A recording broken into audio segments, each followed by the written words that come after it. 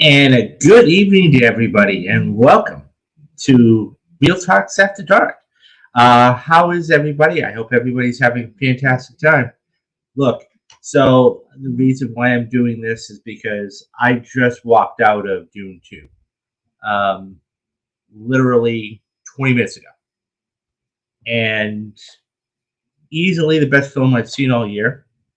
Saw Poor Things last night, which is a unique and different film than, Killers of the Flower Moon, but that's for another time. So, once again, I just walked out of Dune 2 probably no more than 20 minutes ago. And I mean, obviously, I'd heard all of the hyperbole and, it was excellent. And I liked the first one. I really, really liked the first one. And it's so hard. I just put out a retrospective on Dune the other day. It's so hard to top yourself, right? Excuse me. It's so hard. It's so difficult to top yourself. And then not only to top yourself, but to make a really good film. And I gotta say, wow. Just wow.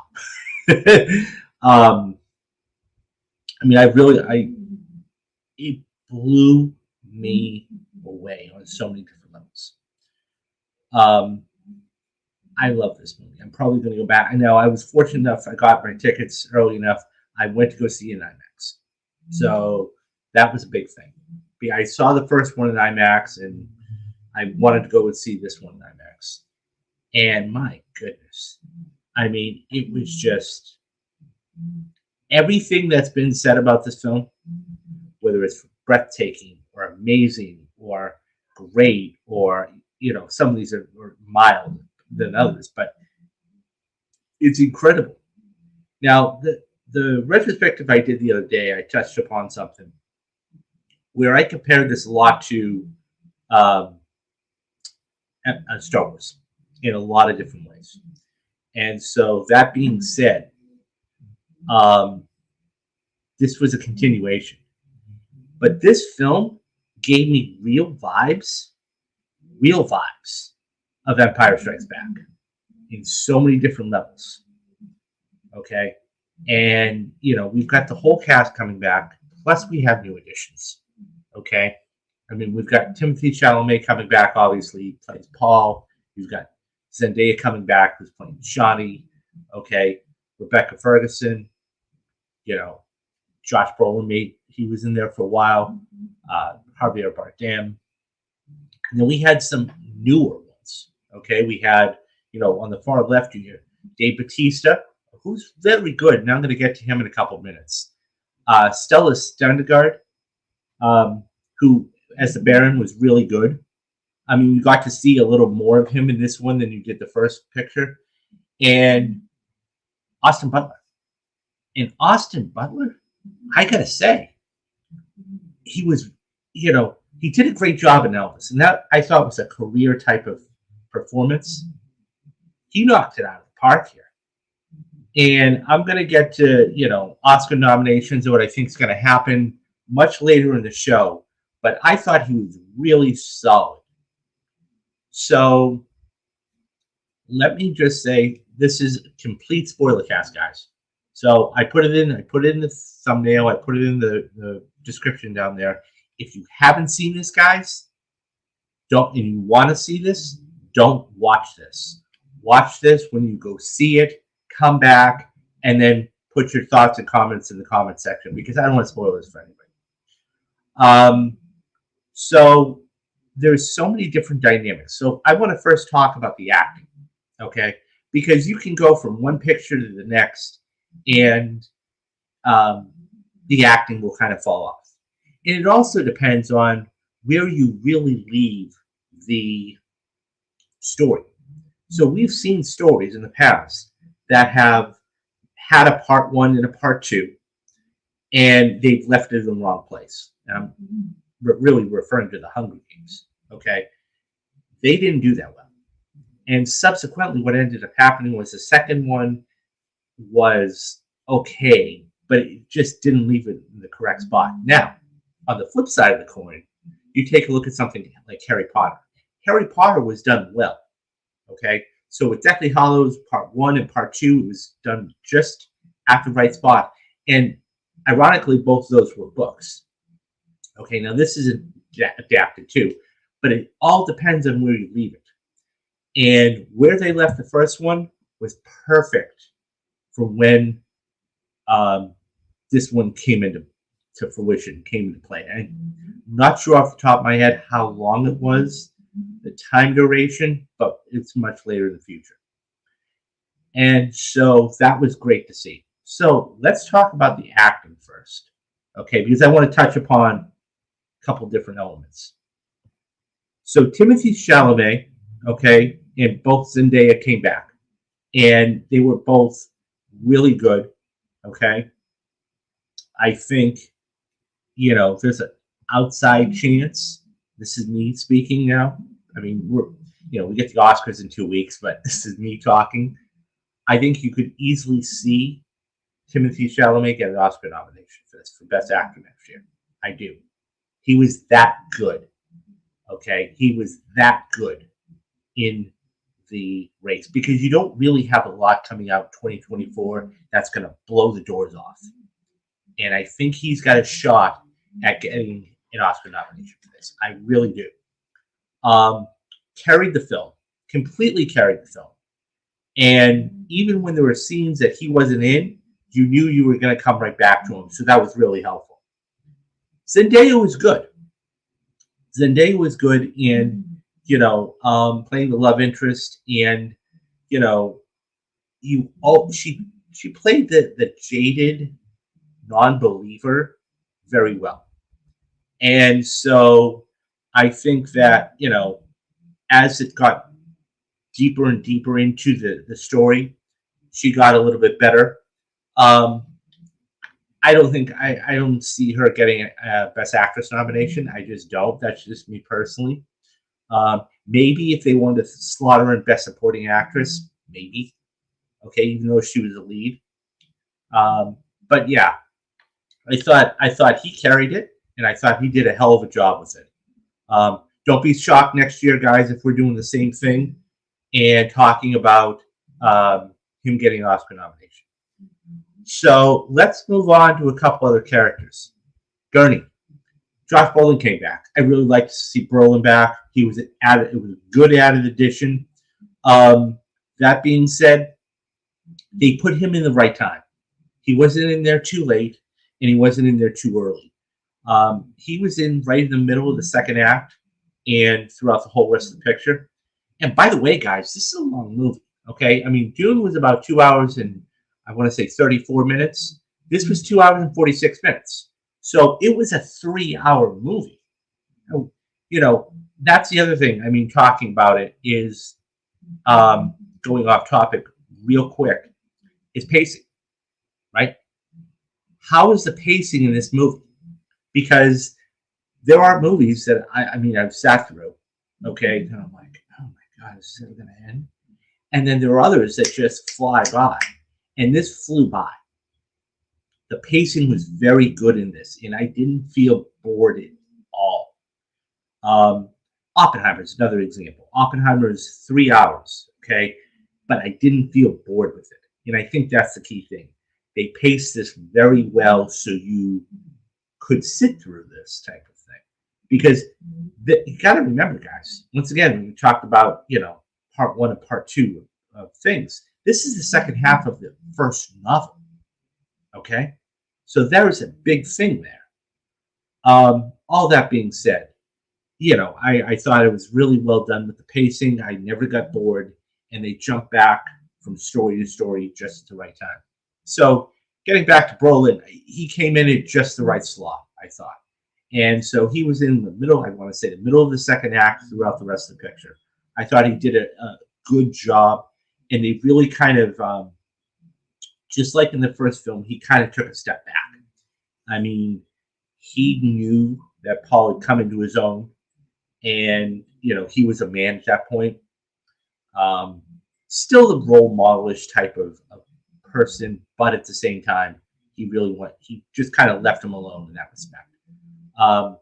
So I thought he did a great job, or a fair job, okay, as a supporting role. Stellar Stendegaard, for what he does, okay, and he's only in the film, I would say 8. No, I'm not gonna say. I don't gonna put a number on it, but for the scenes he was in, he was very good. I wanted to see the Baron on screen, right? I thought he was a really good bad guy. I mean, I compared him the other day to Darth Vader, and he is. He's menacing, right? That, I mean, obviously it's prosthetics and everything else, but his acting, his pedigree really brings something out to the role of the Baron. Even in the third act when, the Emperor comes down and basically, I mean, he's having to kneel in front of the Emperor to find out what went wrong. He was very good. And, the scene in the Colosseum and everything else, it just worked. And obviously the prosthetics had a lot, they had something to do with it, because when you're able to look the part, you're able to act the part. And he was able to act the part and did it very well. I wanted to see more of the Baron, and I was hoping to see him every time they went to a different scene. I was kind of hoping it was one of those, nefarious scenes, so I could actually get to see the Baron. I really liked him. I really liked Stellar. He did a great job with the role. Now, let's talk about a couple other people here. Austin Butler. I think Austin Butler knocked this out of the park. Okay, so you got to remember, guys, the last thing we had seen him in, okay, prior to anything, was Elvis. And he had gotten an Oscar nomination.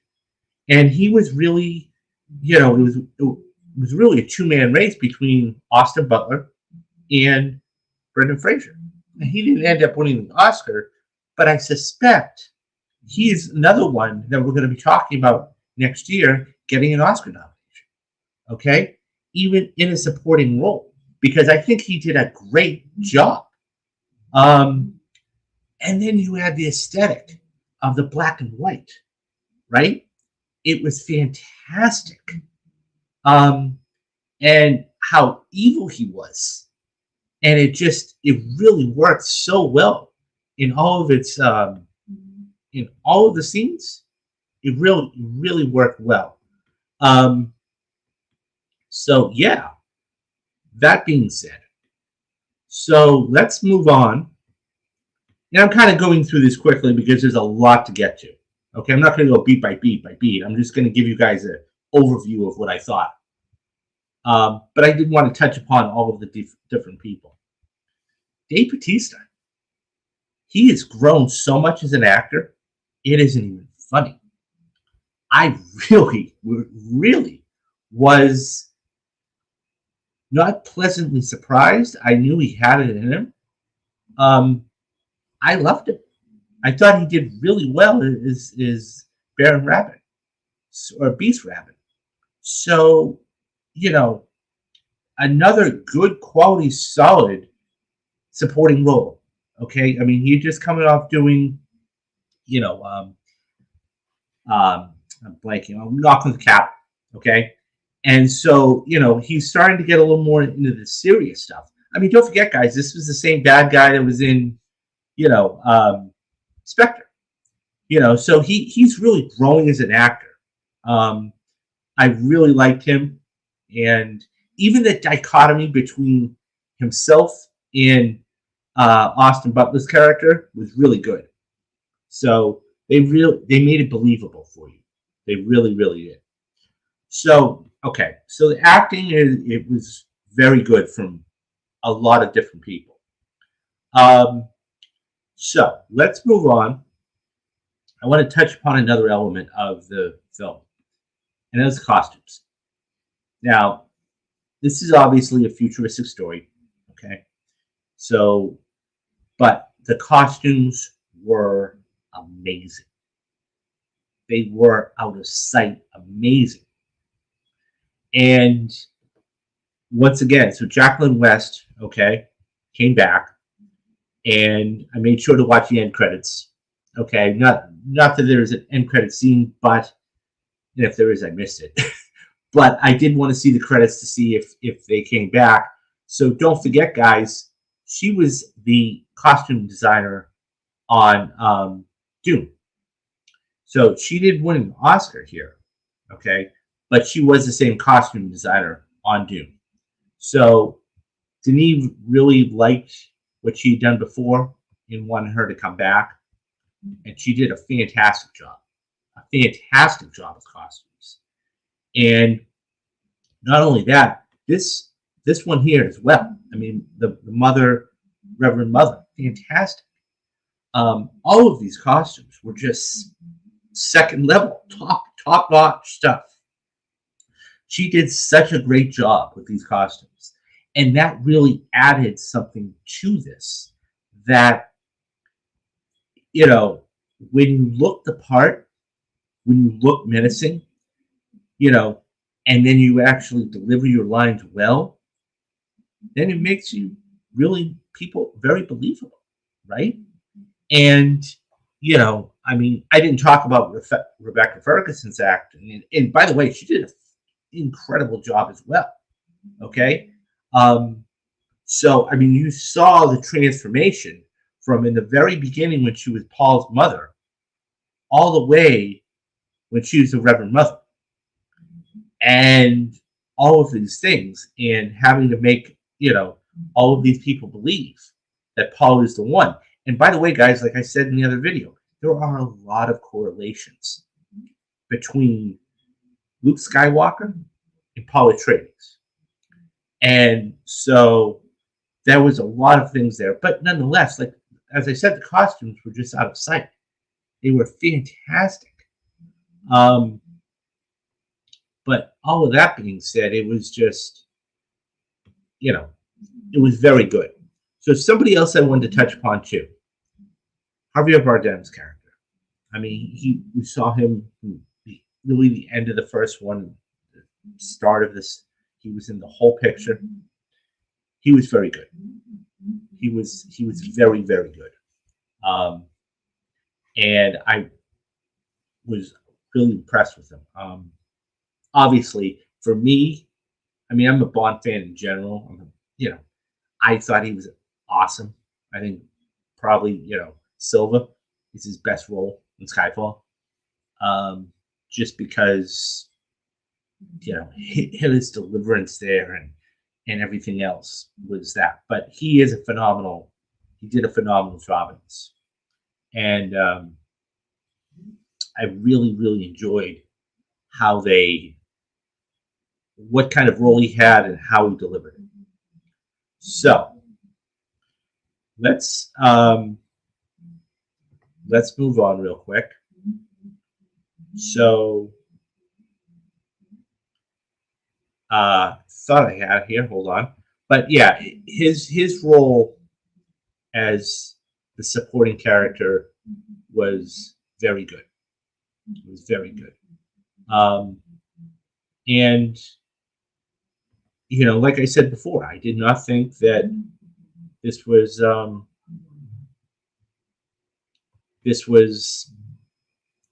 3 hours. It just worked on all these different levels. The other thing I'll talk about, and I really don't have a picture for it, but are the visual effects. The visual effects were tremendous. And, you know, once again, the visual effects really had something, you know, a lot to do with this because of what they did. So once again, I mean, look, I'll just be honest. I think that right now, for me, today, and I know that this is the first one, okay?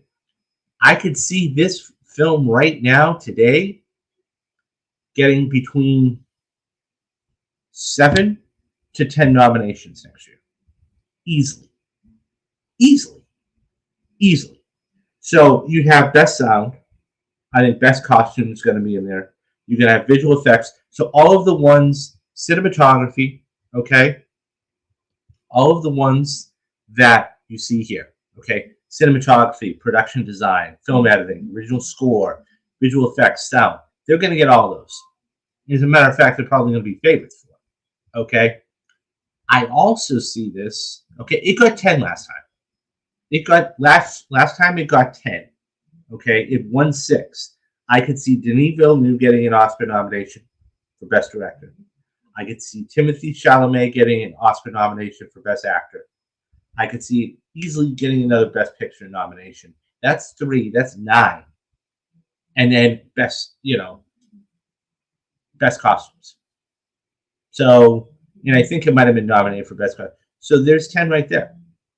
If it won 6 last time, I think it could walk away with 7 or even 9. And there's nothing else. I mean, we've got 9 months. Okay, I get that. But there's nothing else. This is, I was thinking about this walking home tonight. This is Dune 2 is this year's Oppenheimer. It is. It's this year's Oppenheimer.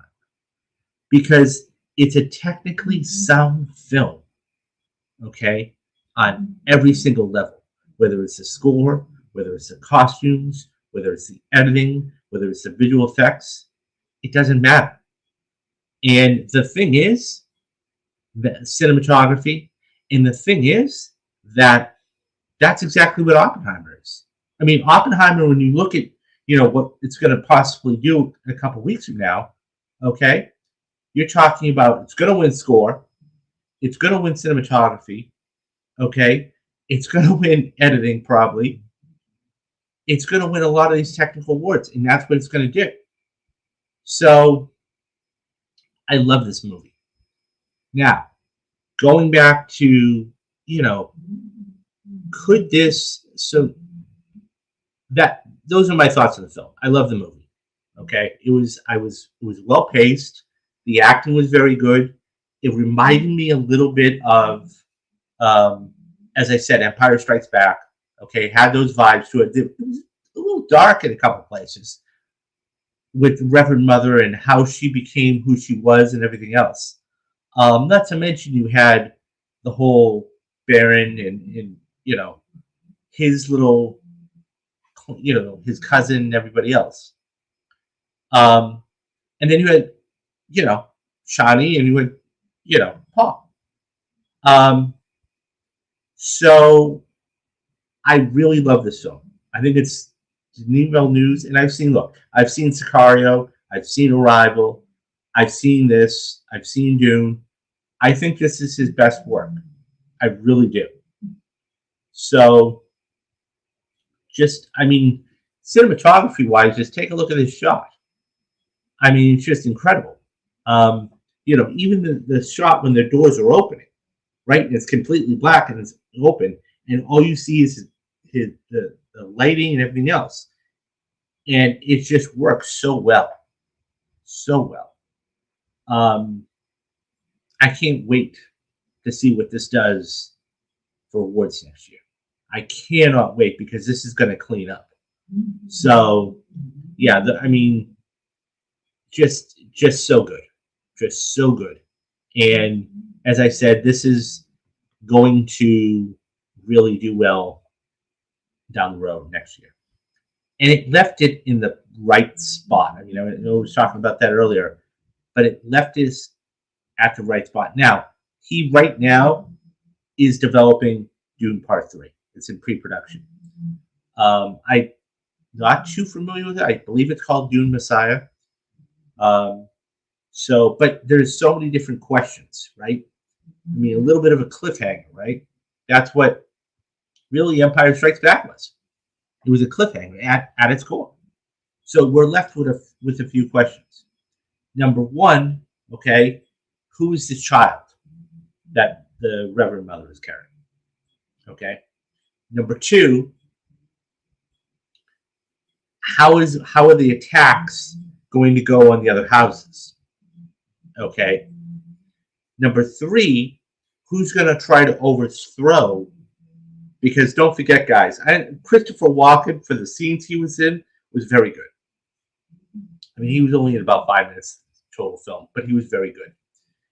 And Florence Pugh, for what she was in, she was very good too. And so they're obviously going to marry. Shanti, or I think it's Shanti. She's no longer with the group, so she went off at the end of the movie by herself. So she's going to come back. How is that going to play into things? There's so many different questions, okay? And that's where I imagine Dune Messiah is going to pick up. I can't wait to see this. It looks incredible. And I hope, I really do hope that the expectation, because it's one of those things, when you put a trilogy together, it's so hard, guys. I mean, take a look at something like the Batman trilogy from Nolan, right? Batman Begins is a very good movie, and Dune was a very good movie. The Dark Knight, arguably, I mean, that's why we've got it on the perfect movie series. Okay, it is a perfect movie all the way around. This is damn close to a perfect movie. Okay, Empire Strike Back vibes and everything else. And then there was that twist there where, you know, it had a little bit of Rise of Skywalker where we find out the Reverend Mother is, you know, the Baron's daughter. You know, so that was a neat little thing in there. That was a neat little night. But the third one, it's always a conclusion, right? And how are they going to wrap it up? Okay, what are they going to do? Who's going to come back? I imagine everybody you see there is going to come back. I mean, nobody died, okay? With the exception of the Baron. So the Baron's gone. You're not going to see him in the third film. But yeah, and you always knew the Emperor is going to try and do something, right? Even though he knelt down to him and Paul and everything else. So I guarantee you the daughter is going to try and do something. Now, I haven't read the book, so I don't know any of that. But what I do know is that this is going to get a lot of Oscar nominations and a lot of Oscar buzz. Not obviously a couple weeks, but next upcoming year. I think it's going to get nominated for 10. It has a chance, as I said earlier, it's got a chance between to win 7 to 9. And right now, it's this year's Oppenheimer. I don't see anything else stopping. Okay? Nothing. I mean, yeah, we've got summer films, everything. I don't see anything stopping. Nothing. Right now, today, until I see something better, I think this is the best picture of the year for next year's Oscars. And that's it. So I really hope they, you know, reward him, and I think they will, because he didn't win the first time, and it didn't win Best Picture. So we'll see. But yeah, I wanted to keep this pretty brief tonight, and I wanted to touch upon this because it's just fresh in my mind. It was just, this movie was just, all of the accolades you're seeing, or, you know, all of the words, amazing, outstanding, perfect. It's all of those things plus some. You will thoroughly enjoy it. I actually want to go back and see it again just to pick up things I didn't see the first time. And I would suggest this: if you can, go see it in IMAX, guys. The sound was amazing in IMAX. Not to say it's not as good as in 2D, but the first time you see a movie in IMAX like this, and I saw Dune 2021 in IMAX, knocked my socks off. And that's why it won Best Sound. But yeah, I really, this movie just, you know, and the last thing I'll say on this is this. The way I look at films is, I look at it the here and now, and then I look at it 5 years from now. Okay, and that's why I'm doing retrospectives. Okay, because the thing is, we're always in the moment. How does a film age? Does it age well, or does it age poorly?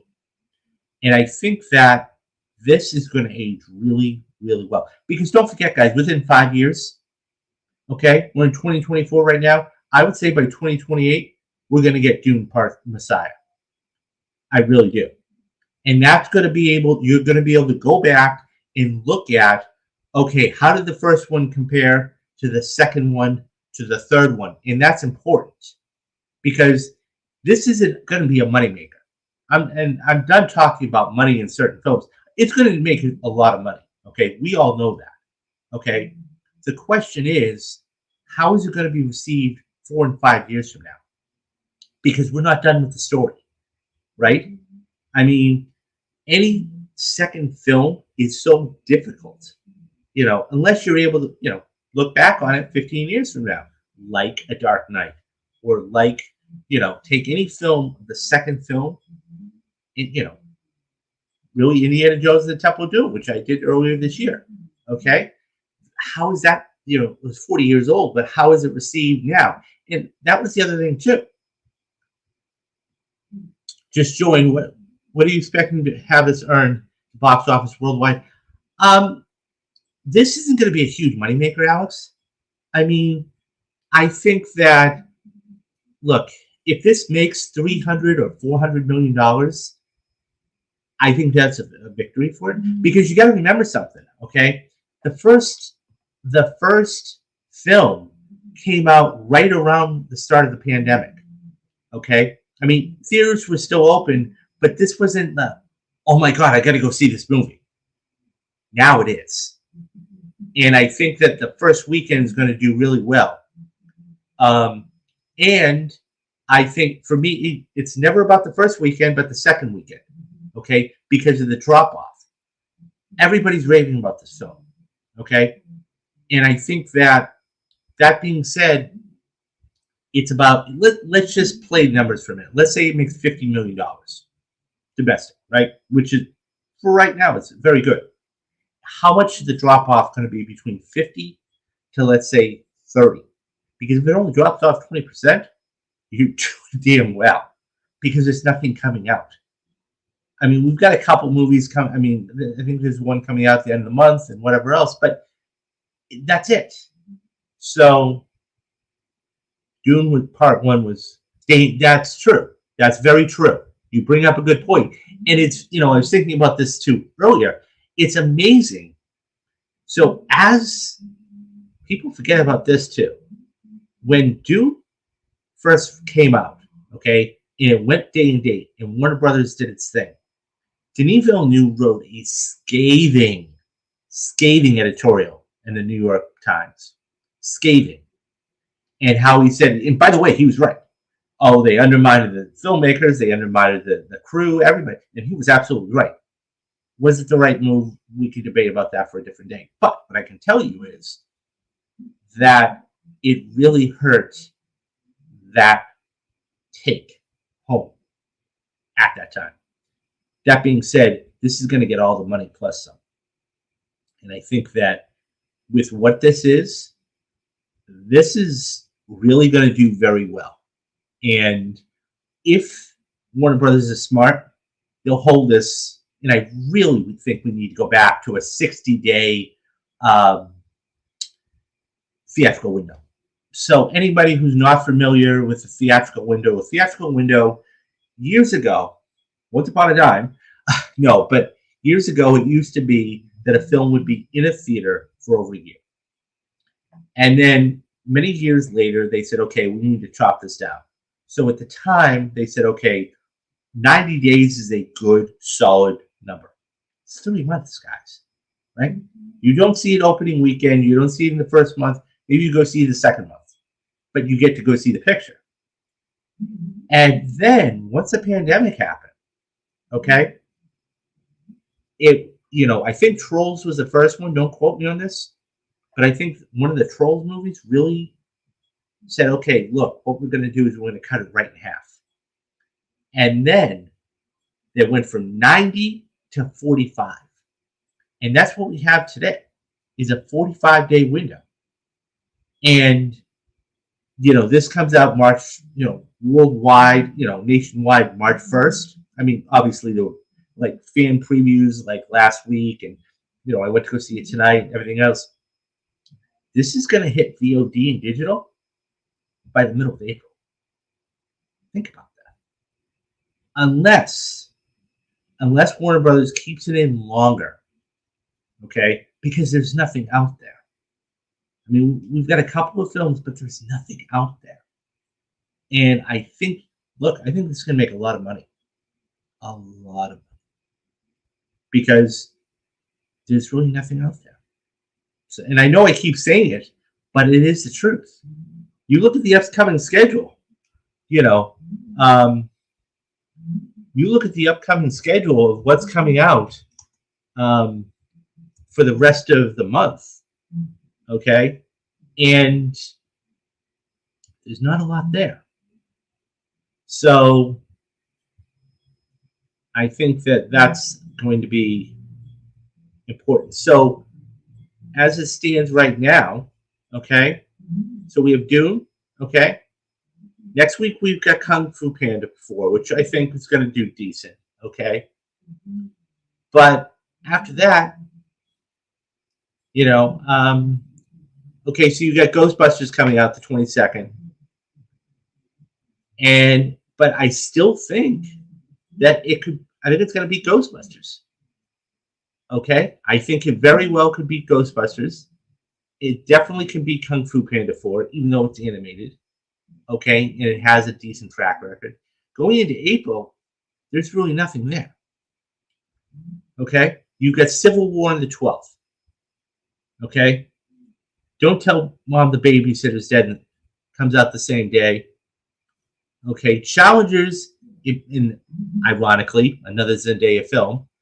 That I think is going to be interesting, but that's it. That's it. I mean, we're not talking about big time movies. So I think it's going to do really well. And look, it's going to clean up. And we're going to forget about this movie. Mark my words, we're going to forget about this movie. And it might, people might bring this up when Challengers comes out. But that's it. Because she's in it. And she's starring in it. So, but yeah, that's Dune 2. I can't wait. Dune Messiah is going to be really unbelievable.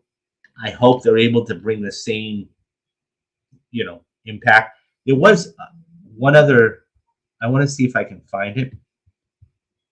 There was one other picture I saw that I thought I had. That here it is. This was, when we talk about like cinematography, this, it was interesting because I just watched the 1984 piece of it the other day, and this was it. This shot here was amazing. Look at this. Or even this. This was actually the first shot of it. That's telling me he's not going to win another Oscar for cinematography? Unbelievable. Unbelievable. And then, very reminiscent of the 1984, very reminiscent. And that was the other thing, too. I noticed that, too. I just watched a clip of the knife fight from the 1984 David Lynch version. And they were very similar. Obviously, it's the same dialogue. So it was just so well done. So well done. I want to go back and see this again. I can't wait to. And guys, if you haven't already, if you haven't gotten your tickets already, go see this. I'm recommending this. Absolutely recommending this. But that is, excuse me, that is Dune 2. So coming up on the channel in a couple of weeks, we're going to have Matthew Anderson back for the second annual Real Talks Oscar prediction show. Okay. He's a very good, 1 year he predicted 12 out of the 14 or 15 categories. Okay.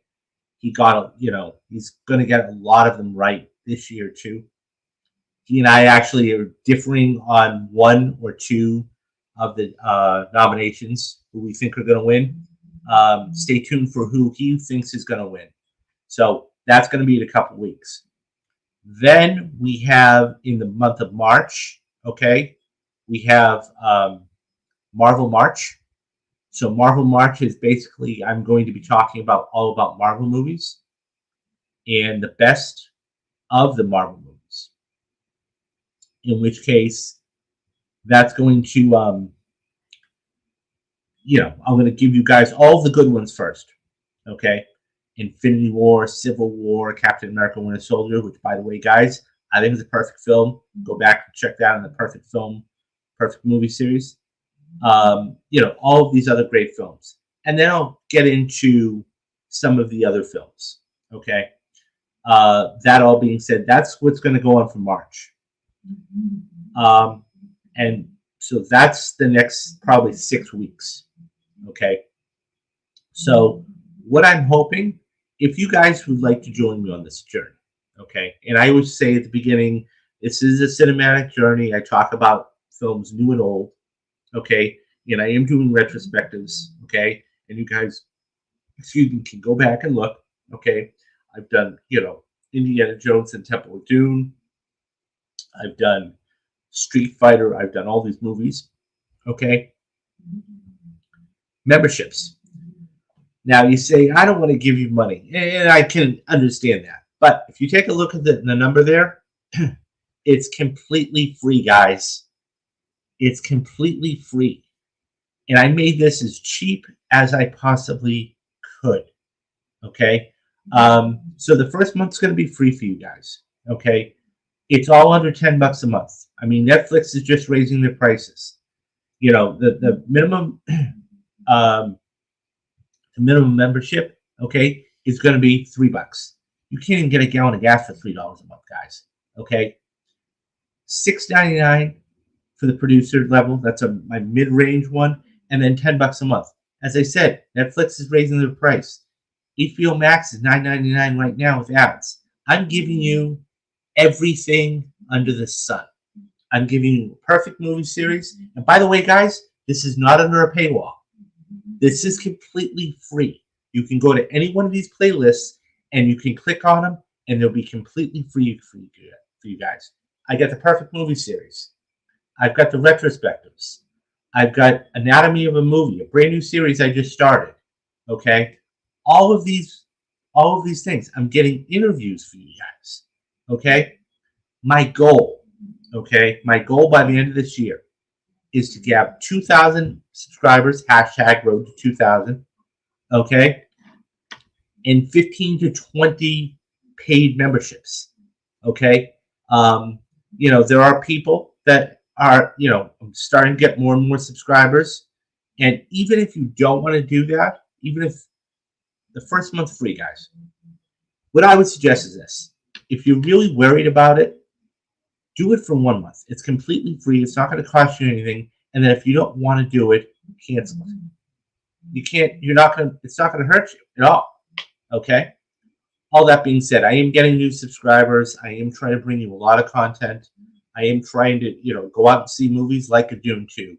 I'm going to be doing all the summer releases. Okay? All of these things just for you guys. Okay? And so all that being said, I would really like your support. Okay? That tells me, A, you're believing in me. B, you like the content I put out. And C, you're watching. Okay? So, that all being said, it would be help not only me, but the channel grow. So yeah, and that's going to do it. I mean, I love doing this stuff, but I really can't do it without your support and your help. If nothing else, guys, whether you just pop in for a couple of minutes or whatever, hit that like and subscribe button, guys, because that tells me that you like the content. And when you like the content, that tells me what to give you. Also, leave your comments and your suggestions down in the comment box. That it helps grow the channel. It helps spread it out. And I can read them and I respond to everybody. Okay? So I'm not just going to see your comment and ignore it. I'm going to respond to you. Okay? All of that being said, that's going to do it for tonight. And this was 45 minutes, but still, I needed to really get this off my brain. So, go see Dune 2. It's worth it. You'll definitely enjoy it. Go see it. Come back. Leave a comment in the comments section. What did you like about it? What didn't you like about it? Was it too long? Was it not paced well enough? Did you have a favorite character? Okay, guys, that's going to do it for me for tonight. Do the 3 things that you have to do. Okay? Be safe, be careful, and have a great rest of the day tomorrow. So, I'm David Steele, and you have been watching Real Talks.